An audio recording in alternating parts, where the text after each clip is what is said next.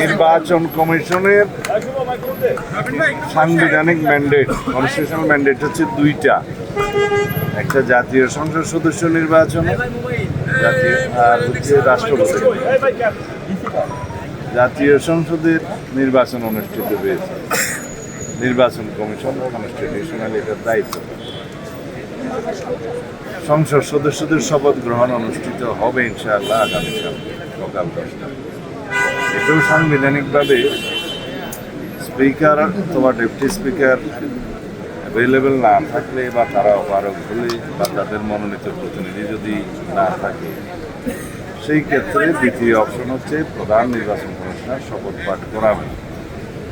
সেই হিসেবে আগামীকালকে সকাল 10টায় জাতীয় সংসদে নির্বাচিত সদস্যদের শপথ অনুষ্ঠিত হবে।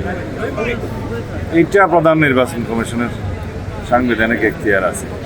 এর বাইরে কি বললেন, সংবিধান সংস্কার পরিষদ, এটা যদি কনস্টিটিউশনে ধারণ করা হয়, সেই মর্মে অ্যামেন্ডমেন্ট হয় এবং সেই শপথ পরিচালনার জন্য সংবিধানের তৃতীয় তফসিলে ফরম হয়, কে শপথ পাঠ করাবেন সেটা নির্ধারিত হয়, এতগুলো হয়ের পরে তারপরে হতে পারে।